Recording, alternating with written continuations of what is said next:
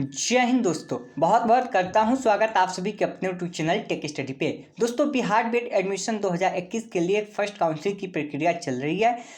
कल 18 सितंबर को ललित नारायण मिथिला यूनिवर्सिटी की ओर से कॉलेज अलॉटमेंट कर दिया गया है। आज 19 सितंबर से लेकर 25 सितंबर तक छात्रों को 3,000 रुपये पेमेंट करके कॉलेज को कंफर्म करना है और 22 से लेकर 29 सितंबर तक छात्रों का डॉक्यूमेंट वेरिफिकेशन की प्रक्रिया पूरी होने वाली है। तो आज मैं आपको इस वीडियो के माध्यम से बताऊंगा कि कौन कौन से डॉक्यूमेंट आपको तैयार रखना है। अगर इसमें से कोई भी डॉक्यूमेंट आपका मिसिंग है तो फिर आप एडमिशन से वंचित हो सकते हैं। तो इसलिए आप वीडियो को लास्ट तक देखिएगा, चाहे आप फर्स्ट काउंसलिंग के लिए जाएंगे, सेकंड काउंसलिंग के लिए जाएंगे या फिर स्पॉट के लिए जाएंगे। तो बने रहे हमेरे साथ वीडियो के लास्ट तक। वीडियो शुरू करने से पहले मैं आपसे एक छोटा सा रिक्वेस्ट करना चाहूंगा कि आप अभी तक इस चैनल पर नए हैं तो आप इस चैनल को सब्सक्राइब कर लीजिए और बेल आइकन को दबा दीजिए ताकि ऐसे ही लेटेस्ट वीडियो मिलता रहे। चलिए शुरू करते हैं। तो यहाँ पे देखेंगे आपकी डॉक्यूमेंट लिस्ट दिया हुआ है और यहाँ पे आवश्यक निर्देश भी दिया हुआ है। तो चलिए मैं आपको दिखाता हूँ यहाँ पे कि कौन कौन सा डॉक्यूमेंट आपको लगने वाला है। लिखा हुआ है, प्रिय अभ्यर्थीगण, सीईटी बीएड 2021 की परीक्षा में सफलता प्राप्त करने के लिए बधाई।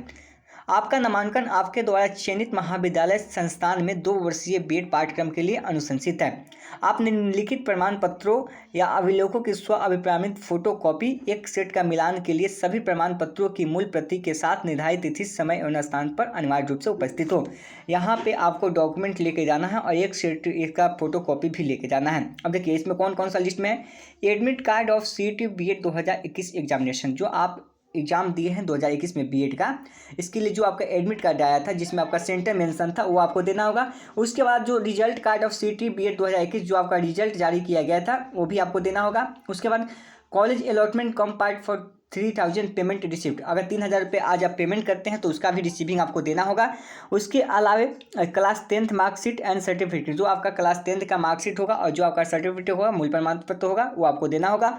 उसके बाद 12th का भी आपको देना होगा, intermediate and its equivalent marksheet and इसका भी सर्टिफिकेट आपको देना होगा। उसके बाद ग्रेजुएशन का भी देना होगा आपको, सेम प्रोसेस है। उसके बाद पोस्ट ग्रेजुएशन अगर आपने दिया होगा, जब फॉर्म भरते समय आपने अगर पोस्ट ग्रेजुएशन यानी पीजी आपने सेलेक्ट किया होगा तो आपको पीजी का लगाना होगा। अगर आपने नहीं लगाया होगा तो ग्रेजुएशन दिया होगा तो आपको ग्रेजुएशन तक ही देना है, ठीक है। और ध्यान रखिएगा आपको यहाँ पे प्रोविजनल भी देना होता है। तो ग्रेजुएशन का आपने लगाया हो तो उसका जो है प्रोविजनल आपको देना ही पड़ेगा, या फिर आपने पीजी का लगाया हो तो आपको पीजी का प्रोविजनल देना होगा। उसके अलावा देखिए सीएलसी, डीएलसी और टीसी, देखिए ये सभी के लिए अलग है। जो बिहार बोर्ड वाले होंगे उनके लिए अलग है, उसके बाद जो सीबीएसई बोर्ड वाले हैं उनके लिए अलग है, सबके लिए अलग अलग है। तो देखिए सीएलसी क्या होता है, जो कॉलेज लिविंग सर्टिफिकेट होता है, जो होता है नहीं कि आपका कॉलेज परित्याग पत्र जिसको बोलते हैं, जब कॉलेज आप छोड़ते हैं तो उस समय मिलता है। मान लेते हैं कि आप इंटरमीडिएट पास किए हैं, फिर जब ग्रेजुएशन में जाते हैं तो आपको इंटरमीडिएट के तौर पे वहाँ पे एक सीएलसी दिया जाता है।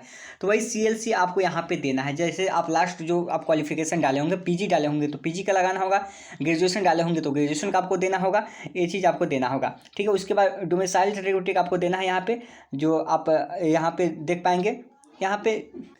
यहाँ पे लिखा हुआ है इफ़ एप्लीकेबल, तो यहाँ पे आप दे भी सकते हैं, नहीं भी दे सकते हो। उसके बाद कास्ट देना है यहाँ पे, और इशू बाई कंप्लीट यहाँ पे automatic only for reserve category candidates.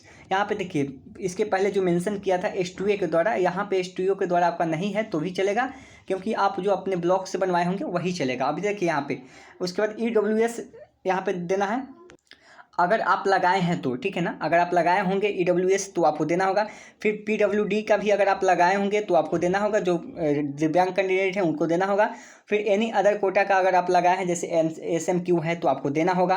फिर रिसेंट पासपोर्ट साइज फ़ोटो जो है आपके पास होगा तो 4 आपको फ़ोटो भी देना होगा। तो ये सभी डॉक्यूमेंट आप रख लीजिए। अगर आपके पास नहीं है तो आप जो है अभी भी निकलवा सकते हैं, आपको दिया हुआ है। अब देखिए यहाँ पे लिखा हुआ कि आपको सलाह दी जाती है कि काउंसलिंग या नामांकन हेतु उपस्थित होने से पूर्व आश्वस्त हो ले कि उपयुक्त प्रमाण पत्र अभिलेख आपके साथ है, अन्यथा आपकी उम्मीदवारी पर विचार नहीं की जाएगी।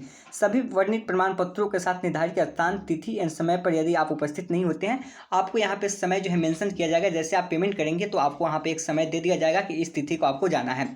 तो आपका नामांकन का दावा जो है स्वतः ही निरस्त हो जाएगा अगर आपके पास डॉक्यूमेंट नहीं है तो। सूचनीय हो कि यदि आप प्रथम चयन के आधार पर आवंटित महाविद्यालय संस्थान में नामांकन नहीं लेते हैं तो दूसरी बार के काउंसलिंग में महाविद्यालय संस्थान के पूर्व आवंटन का विचार नहीं किया जाएगा। अगर पहली में आप छोड़ते हैं, जैसे नेक्स्ट का विकल्प चूज करते हैं, तो वह कॉलेज आपका ऑटोमेटिक जो है खत्म हो जाएगा, उस पर आपकी दावेदारी नहीं रहेगी। तो यहाँ पे मेंशन किया गया है, तो इसको आप ध्यान में रखिएगा और इसके ध्यान में रखने के साथ ही आप जो है आगे की प्रोसेस को कीजिएगा, ठीक है ना।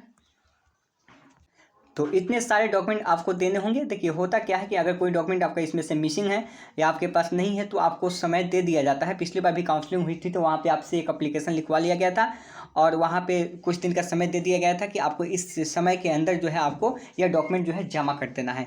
तो अगर आपके पास अभी नहीं है तो आपके पास समय है, आप बनवा लीजिए। और यहाँ पे जो कास्ट की बात करते हैं तो यहाँ पे एसटीओ द्वारा नहीं दिया हुआ है, जो कि पिछली बार दिया था। ठीक है, तो आप ब्लॉक से ही आप अपना बनवा लीजिएगा और बनवा लीजिएगा। नया वाला रखिएगा तो आपके लिए फ़ायदा होगा, पिछले 1 साल के अंदर वाला होना चाहिए। ठीक है ना, तो ये वाला आपका अच्छा रहेगा। ठीक है, तो उम्मीद करते हैं वीडियो पसंद आई हो तो लाइक कीजिएगा, चैनल को सब्सक्राइब कीजिएगा। मिलते हैं नेक्स्ट वीडियो में। जय हिंद।